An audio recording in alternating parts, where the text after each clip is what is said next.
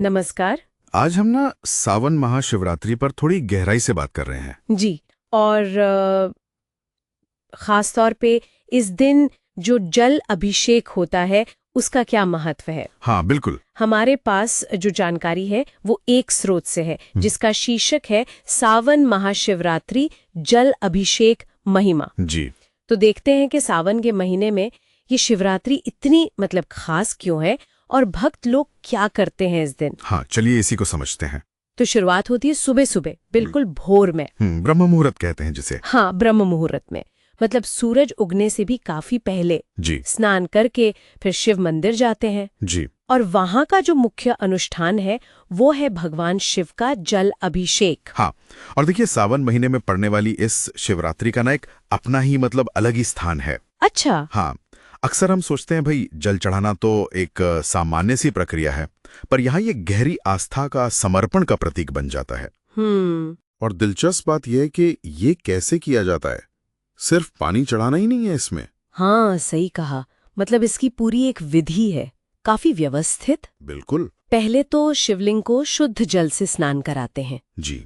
फिर आता है पंचामृत अभिषेक। हाँ, पंचामृत, जिसमें वो 5 चीजें होती हैं, गंगा जल, दूध, दही, शहद, घी और शक्कर भी। हाँ, ये सब कहते हैं ये सिर्फ शुद्धि नहीं बल्कि पोषण और पवित्रता का भी प्रतीक है। सही बात है। और फिर इसके बाद दोबारा शुद्ध जल चढ़ाते हैं। और यहीं पर ना बात और थोड़ी गहरी हो जाती है, जब वो विशेष वस्तुएं अर्पित करते हैं। जैसे कौन सी वस्तुएं? जैसे स्रोत बताते हैं कि बेलपत्र। हाँ, बेलपत्र तो जरूरी मानते हैं। बिल्कुल। फिर धतूरा, आक के फूल, भांग और सफेद फूल। अच्छा। और हर चीज का अपना एक मतलब है। जैसे बेलपत्र के 3 पत्ते त्रिदेव या शिव की 3 आंखें। धतूरा जो जहरीला होता है, वो शिवजी ने जो विष पिया था उस कहानी से जुड़ता है। सही कहा। और ये सब करते हुए मंत्र जाप भी तो होता है। हाँ, वो तो बहुत जरूरी है। ओम नमः शिवाय कहते हैं, इस मंत्र का जाप विशेष फलदायी होता है। हाँ, ये सिर्फ मंत्र पढ़ना नहीं है बल्कि उस पूरी प्रक्रिया को एक आध्यात्मिक ऊर्जा देने का तरीका है। बिल्कुल, ये एक तरह से उस पूरे माहौल को, उस पूजा को वाइब्रेट कर देता है। अच्छा, अगर हम थोड़ा और बड़े परिप्रेक्ष्य में देखें तो इस जलाभिषेक का महत्व क्या है, पारंपरिक मान्यताओं में? देखिए, पारंपरिक मान्यताओं में इसका महत्व बहुत गहरा है।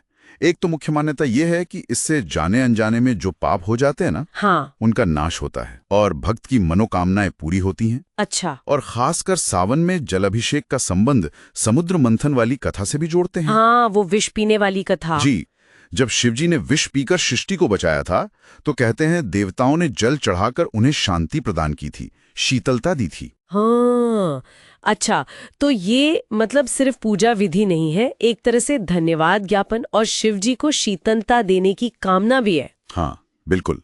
और माना जाता है कि भगवान शिव इससे प्रसन्न होते हैं और जीवन में सुख शांति का आशीर्वाद देते हैं। तो ये आस्था और भक्ति का एक बहुत शक्तिशाली प्रदर्शन बन जाता है। सही है। तो कुल मिलाकर सार ये हुआ कि सावन महाशिवरात्रि पर जलाभिषेक एक काफी विस्तृत और प्रतीकात्मक अनुष्ठान है। जी। जिसमें खास सामग्री, मंत्र, विधि विधान सब शामिल हैं। हाँ। और उद्देश्य है आध्यात्मिक शुद्धि, मनोकामना पूर्ति और सबसे बढ़कर भगवान शिव का आशीर्वाद पाना। बिल्कुल सही, यही इसका निचोड़ है। ये सब जानने के बाद एक सवाल मन में आता है। पूछिए। ये तो हुई विधि और मान्यताओं की बात, पर व्यक्तिगत स्तर पर ये अनुभव भक्त के लिए क्या मायने रखता होगा? हाँ, ये सोचने वाली बात है ना? क्योंकि विधि तो ठीक है, मान्यताएं भी अपनी जगह हैं, लेकिन जब कोई भक्त वो चीजें चुनकर लाता है, बेलपत्र, धतूरा, और भक्तों से महसूस जरूर करता है, ये शायद भक्ति का सबसे निजी, सबसे अनकहा पहलू है। शायद यही असली अनुभव है।